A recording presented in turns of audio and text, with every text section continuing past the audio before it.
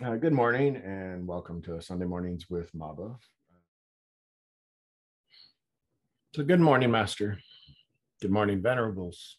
Good morning, friends. My name is Xianchu, Cory. Today, I'm going to give a brief introduction on the three marks of existence. We all know the story of the Buddha and how he left the comforts of his palace to seek the meaning of suffering that he saw around him, to search for a life and beyond death. And he self-mortified himself for 6 years, only to realize that the search for divinity actually did not fall into worldly things, but it was a cognitive process. It took place in the mind. He then abandoned his self-mortification and turned towards his mind through meditation. And that's when it is that he reached a state of enlightenment. So if you could take a second to let that sink in, suffering wasn't based on worldly things. It was all a cognitive process. And he took the next 45 years, he went around teaching others that the path to attain enlightenment and the teachings around dukkha, the suffering, and the end of dukkha, which is regarded as the state of nirvana or nibbana, the most essential teaching that everything in this world, this physical world, that included the mental activity and psychological experiences, it was all marked with the three marks of existence. These three marks of existence. We start off with suffering or dukkha. And the word dukkha is most often translated as suffering, unsatisfactoriness, everything material and mental that begins and ends, and anything that has not been liberated to nirvana is considered dukkha. So we can even say that the beautiful things and the pleasant experiences contain dukkha. They are dukkha. And to be fair, though, I'm not going to spend a lot of time discussing dukkha today. We have a lot of talks on it in the past, and the whole year has been difficult times, which in and of itself is dukkha. So I'm not going to spend a lot of time talking about dukkha today. Next mark of existence is anicca, impermanence. Anicca in Buddhism means impermanence, changing, transient, inconstant. It's actually composed of two words. The first part being meaning non or not or opposite of, and nicca, which translates into permanent. And impermanence is the fundamental property that everything is conditioned. The only thing that is actually permanent in this existence is the fact that everything is impermanent. Impermanence, the only thing that we can classify as permanent. All conditional things that are impermanent are in a constant change of flux. But this flux is great. It's this constant flux that we live in makes liberation possible. We go through life that we attach ourselves to things, ideas, emotional states, and we become angry, envious, and sad when these things change, die, or we can't replicate them. We end up seeing ourselves as permanent things, and other things and people as likewise. We think them as permanent. We cling to them and we think we'll never lose them, without deeply understanding that all things, including ourselves, are actually impermanent. And by renunciation, you can be liberated from clinging to these things you desire and the negative effects of those things changing. And because of impermanence, we ourselves are able to change. It's that state of flux again. We're able to let go of fears. We can let go of disappointments. We can let go of regrets. So if we take the time to nourish our insight into impermanence each day, Thich Nhat Hanh has actually said that you will live more deeply, you will suffer less, you will enjoy life more. He goes on to say that you'll live in the moment and appreciate the here and now, and we'll have the ability that when we encounter pain and suffering, we will have the insight to know that it too shall pass. And finally, the third mark of existence is anatta, no self. not self. And Theravadan, they translate this almost as egolessness. And this is the teaching that you are not an integral autonomous entity. The individual self, or what we might call the ego, is more correctly thought of as a byproduct of the five skandhas. And of course, the five skandhas are form, sensation, perception, mental formations, and consciousness. These are also called the aggregates, and they give an illusion of being a self. They're separate from all others in that we are an individual entity. But the skandhas are constantly changing. They too are impermanent. So you are not the same for 2 consecutive moments. And if you can realize this truth, you can, to realize this truth, it would take a long time. It's a long, difficult journey. And some traditions have actually thought that it's only possible for monks to understand the concept of not self. And we cling to who we think we are, but we're never the same from moment to moment. You are not, if you think about it, you are not an integral autonomous entity. It almost sounds nihilistic, but according to Theravadan Buddhism, the Buddha taught that if we can see through the delusion of all small individual selves, we experience that which is not subject to birth and death. And interesting enough, the Mahayana side of things, they consider that all physical forms to be void of intrinsic self. And the teaching is called sunyata, which means emptiness. And in Mahayana, the idea is to enable all beings to be enlightened together. And not only out of a sense of compassion, but because we're not all really separate. And then this is a brief introduction to all three. I'm going to focus mostly on anicca and anatta today, hopefully if time allows. So anicca, the fact that life is constant, in a constant state of flux, and that the nature of life is impermanent. And more importantly, I'm going to talk about how we can deal with the changes that come. And I'm going to start with a story about Kisa Gotami. I've given the story before in the past, and I'm sure some of you have already heard this, but briefly, Kisa Gotami, she was a daughter, lived in Savatthi. She was known as Kisa Gotami actually because she had a very slim body. And she was married, and her husband had a son, and the son died at a very young age. Kisa Gotami was stricken with grief and distraught. And she carried the dead son's body around and went around asking for medicine that would help restore her son to life. She was in denial that that her son was dead. Everyone she happened to meet thought she had gone mad. But eventually a wise man saw her condition and thought that she should go talk to the Buddha. The Buddha is the person you should approach, he says. He has the medicine you want. Go to him. So she went to the Buddha and asked him to give her the medicine that would restore her dead son's life. The Buddha told her to go get a mustard seed from a house where there had been no death.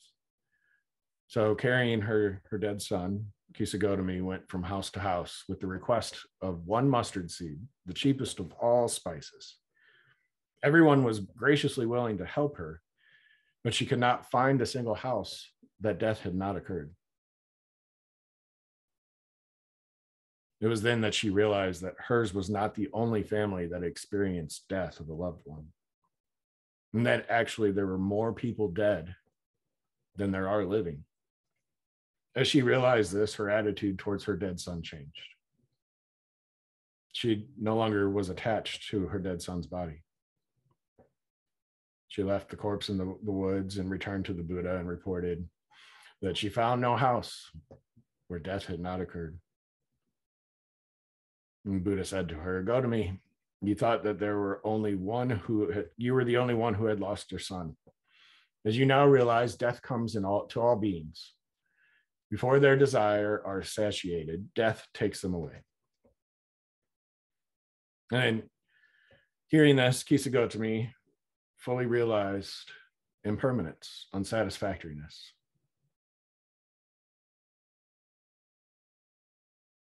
Soon after, Kisagotami actually became a bhikkhuni. And one day she was out lighting the lamps, and she witnessed that the flames would flare up and then die out. And that's when she clearly perceived the arising and perishing of all beings. When the Buddha saw her from his monastery, he appeared to her. Kisagotami was told to continue to meditate on the impermanent nature of all beings and to strive hard to realize nirvana. And that's when the Buddha spoke the verse, better than 100 years in the life of a person who does not perceive nirvana is a day in the life of one who perceives nirvana. And what this verse demonstrates is that Kisagotami realized the reality of impermanence and buried her son in a nearby forest, and that there is no one in existence that who has not experienced death or loss. We are not alone. So everything around us is subject to change, much like this river. It's a continuous transformation. Since being is actually called or considered becoming, decay is inherent within that. All in component things and existence remains forever in that flux. It continuously becomes like a flowing river. And if you look at this river, the water flowing through it may appear constant, but in reality, we never see the same thing. We never see the same atoms. We never see the same molecules. So it's never the same water. The same holds true for life and time through life. It's progressive. A successive series of different moments joining together to give the impression of one continuous flow. The river of yesterday is not the same as the river today. The river of this moment is not going to be the same river as the next moment. Such is life. Life changes continuously. We are born to grow, we develop, we become adults, and at some point we too shall die. But in the interim, we'll have relationships. Those relationships will change. We will change. Our ideas, our opinions change. Everyone grows older. Everything changes. And the Buddha explained that there are 5 things that we have absolutely no control over. As human beings, we do not. We cannot control growing old. We cannot control falling sick. We have no control over death and destruction, no control over decay of perishable things, and no control over the passing away that which is liable to pass. No one can escape these aspects of impermanence, not until you reach nirvana. And this enlightenment is achieved through right attitude awareness. In the normal course of our existence, we may not be able to escape from impermanence, but in this existence, we have the opportunity to learn to cope with it and to learn from it. So with that in mind,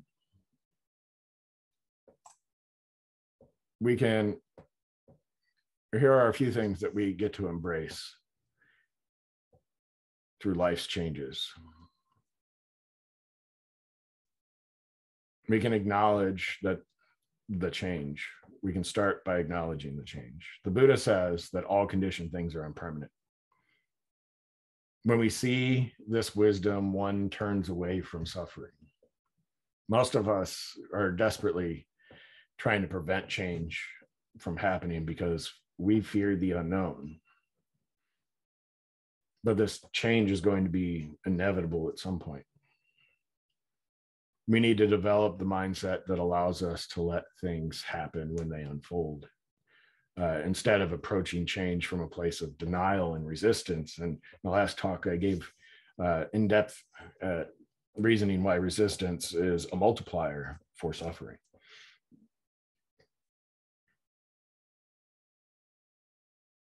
Yeah, I read an example on embracing change, and it doesn't really apply to us, but I'm sure a lot of us have built a sandcastle. And we know that sandcastles don't last forever.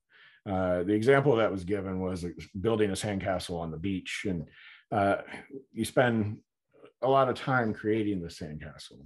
You get caught up in making it beautiful and perfecting it, but eventually either a tide's going to come in or it's just going to deteriorate, because sandcastles just aren't very structurally sound.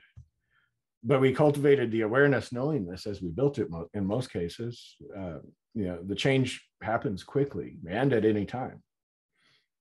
And when we cultivate this awareness through meditation, when we meditate, we consider the environment around us and the impermanent nature of things. When we sit and meditate, we go through the routine of getting comfortable, relaxing. But once we are there, we start to be mindful of the fluidity of change and the impermanence of our body. And hopefully on the guided meditation today, I demonstrated that our body and the outer world and people and relationships all change in the arising and the abiding, the ceasing. So something I would appreciate if people can do is the next time you meditate, take 5 minutes and think about yourself and how you have changed and evolved over time. Recognize the impermanence in that.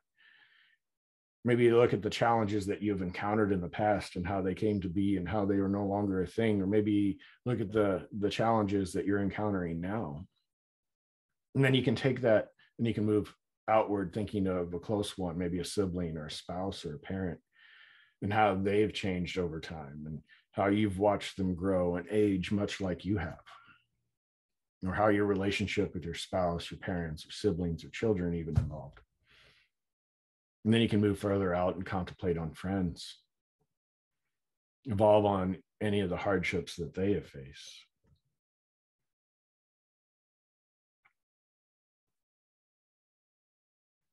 Just take a few minutes and contemplate on the fact that everybody changes, experiences hardships.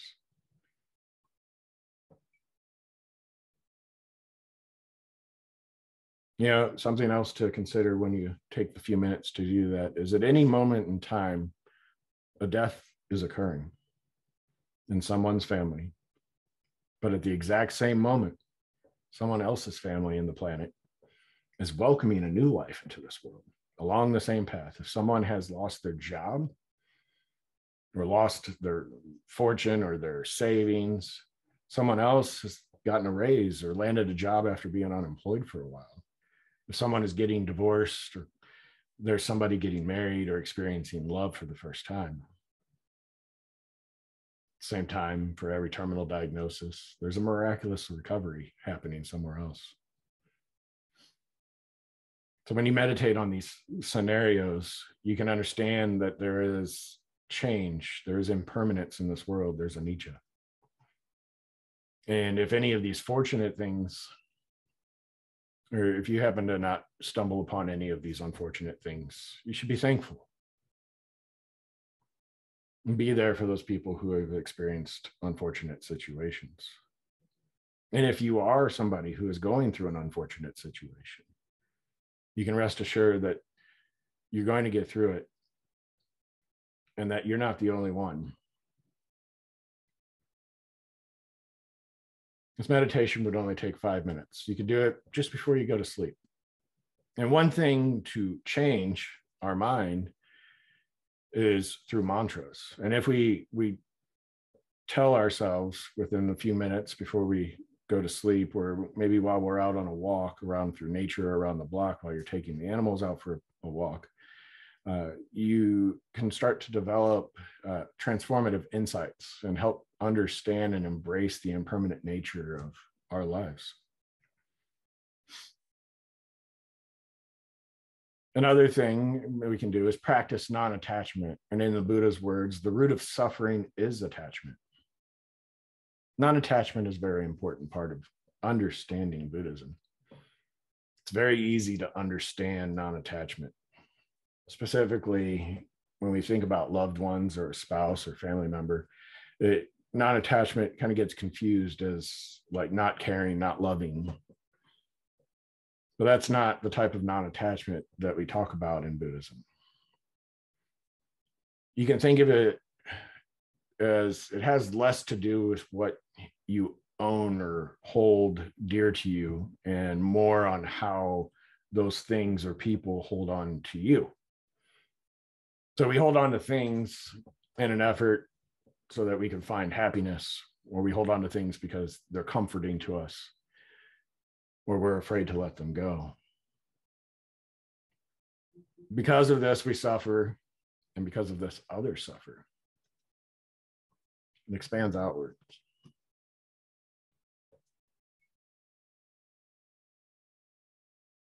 And it's because we're holding on to things that are past their time. And there's a parable in Buddhism. While sitting on the banks of a river, the Buddha asks the monks, if somebody were to build a raft and they were to cross the river with it, would it be wise or unwise to continue your journey with the raft once you have reached the other side? Letting go of the raft, whatever the raft may be in life, is a lesson of letting go of things that are past their time, and is a simple explanation for non-attachment. And we can also apply this to relationships, our friends and experiences. In terms of friendships and relationships, loving in a non-attached way is loving in a way that the person that you love feels free. So it's not that there isn't love and that you don't want to be with somebody. It's that you don't allow that person or thing that you love to own you. So letting go of attachment is the secret, actually, to really enjoying life and the ability to love others. It's a way of freedom.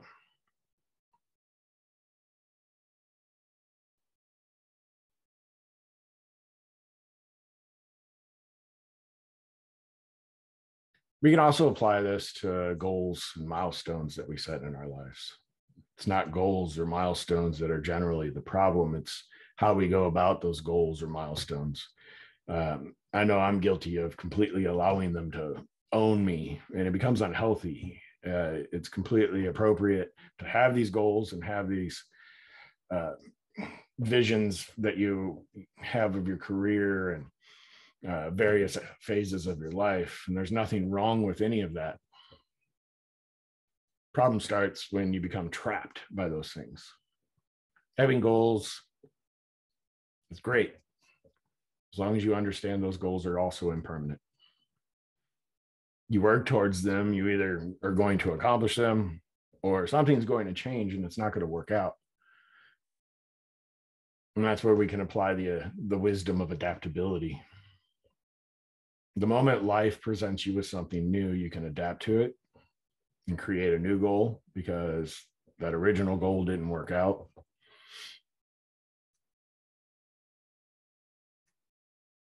But that goal didn't own you.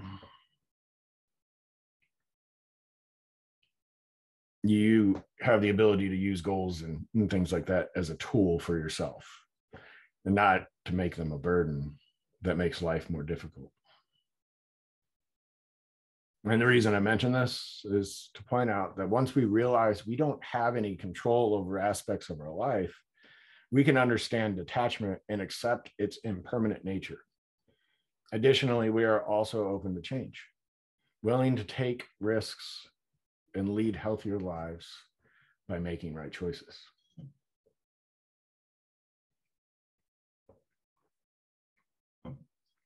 Finally, one of the other things that we can do to embrace impermanence is that consider change is never painful. Only the resistance to change can be painful. Again, I gave a talk last time about this, so I'll go briefly on this. Most of the time, when change happens, the outcome, it's not what we want. Unfortunate situations do happen. And if we refuse to accept this, we actually make it worse on ourselves. We're fighting against it and we're going against the flow of life. But if you embrace the situation, you're able to deal with it far more effectively.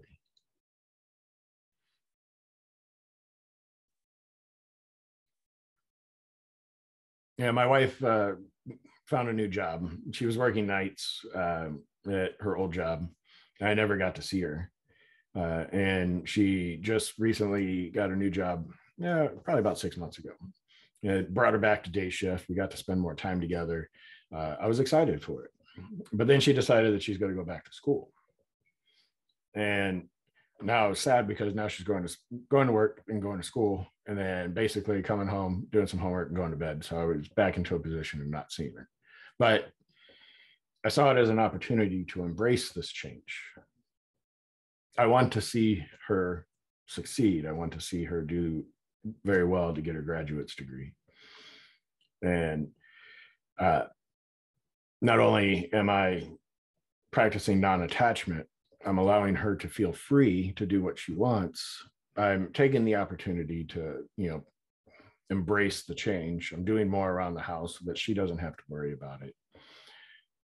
It's a practice that I get to see as a lesson. I'm finding a solution of my own by embracing the situation. And if we spend time trying to fix things that we don't like or we don't want, that means we aren't really changing, and therefore we're not growing. And that's what life is. It's constantly growing in many ways.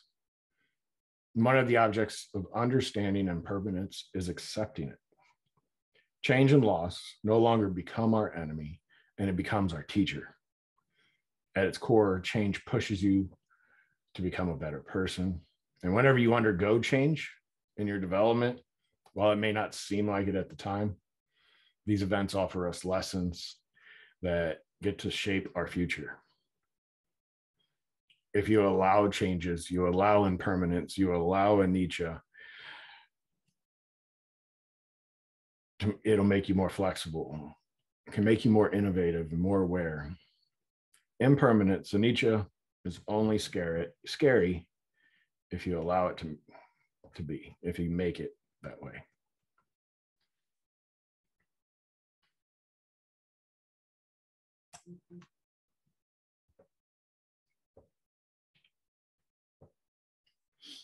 So the next mark of existence is anatta. It's not self. And I already said in Theravada mentions that the body's made up of the 5 skandhas: form, feeling, perception, mental formations, and consciousness. And if you look at the skandhas, you might even think that the Buddha was describing a human body, the anatomy, its functions, and its nervous system. And I'm going to run out of time, so I'm just going to briefly talk about the Anatta Lakkhana Sutta from the Tipitaka. We chant it. I don't know if we're chanting it today. I can't remember. But feeling is non-self. Perception is non-self. Volitional formations are non-self. Consciousness is non-self. For bhikkhus, consciousness were self. This consciousness were not led to affliction, and it would be possible to have it of consciousness. Let my consciousness be thus. Let my consciousness not be thus. But because of consciousness is non-self, consciousness led to affliction, and it is not possible to have it of consciousness. Let my consciousness be thus. Let my consciousness not be thus. I know it's really confusing, and the concept of anatta is probably one of the hardest things to grasp in Buddhism. So in that sutta, it teaches that the 5 skandhas are not self. They are impermanent, and clinging to them as if they were a permanent thing gives rise to greed, hatred, and the craving which becomes the source of suffering. This is the foundation of the 4 Noble Truths, after all.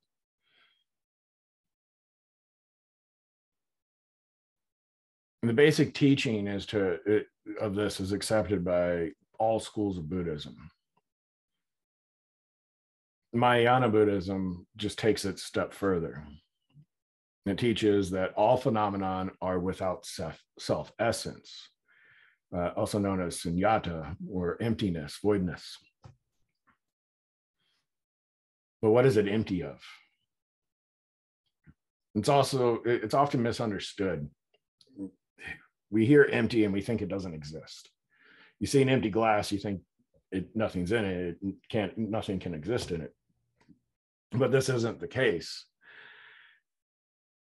It tells us that there is existence, but that phenomena are empty of svabhava, which this is the Sanskrit word that means self-nature or intrinsic nature or essence of its own being. I mean, if I'm confusing you, you're not the only one. This may be really hard to grasp in Buddhism, but I'm going to try to simplify it here. We may not be conscious of it, but we tend to think of things as having some essential nature that makes it what it is. Like, this is my cell phone. It's made up of gold, silicone, glass, plastic, various other chemicals like lithium for the battery, and so on. But a cell phone is just a label. It's just an identifier that we project onto this phenomenon. There is no inherent cell phone essence inhabiting this glass, plastic, gold glued together thing that I can't live without. And there's a story that there's a dialogue between King Menendar of Bactria and a sage named Nagasena. Nagasena asked the king about his chariot, and then he described the chariot in parts and wondered if it was still called a chariot. So the abbreviated version of the story is wondering, if you disassemble the chariot part by part, at what point exactly does it no longer cease to be a chariot?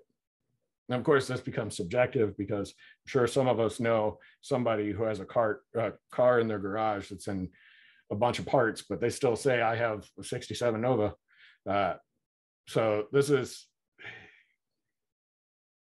you have to wonder, is it no longer a chariot when it functions to be one? Or there might be some that argue that the sum of all the parts, regardless of their functionality, are equal to a chariot. The point, however, is that chariot is a designation that was given to that phenomenon. There is no chariot nature dwelling within that pile of parts. So what's the point of talking about cell phones and chariots? The point is, we perceive reality as something populated by things and beings. This perception or this view is a projection from us. It's a projection on our part. Instead, phenomena world is vast. As I mentioned before, it is a changing nexus. It's a flux. What we see as distinctive parts, things, and beings are really just temporary conditions. And if you start to understand these temporary conditions, it will probably lead into my next talk, which I'm planning on doing on the 12 links of dependent origination, which tells us that all phenomena are interconnected and nothing is permanent. But I digress. Nagarjuna, one of the great patriarchs of Mahayana Buddhism, said that it is incorrect to say that things like my cell phone exist. But it's also incorrect to say that they don't exist, because all phenomena exist interdependently and are void of self-essence. All distinctions we make between this and that phenomenon are arbitrary and relative. So things and beings exist only in a relative way, and this is at the core, the heart of the Heart Sutra. Another person, Geshe Lakdor, he said that there are two ways that things can exist: interdependent existence or independent existence. There cannot be a third possible existence. The two are mutually exclusive. Things are either dependent on causes and conditions and so forth, or they don't. So things that lack independent existence are called emptiness. And therefore, emptiness and independent origination are two sides of the same coin. And because of interdependent origination, there is no independent existence. There is no independent self. We are dependent upon the five skandhas,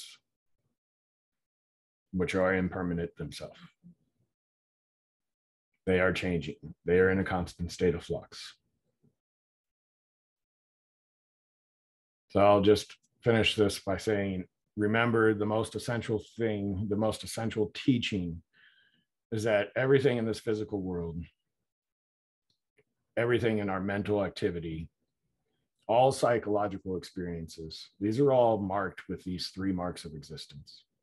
Everything is in a change of flux. Everything is impermanent. So I'm finished with 4 immeasurables. May all beings enjoy happiness and the causes of happiness. May all beings be free from suffering and the causes of suffering. May all beings not be separated from great happiness, free from suffering. And may all beings dwell in the great equanimity, free from greed, anger, and delusion. Thank you.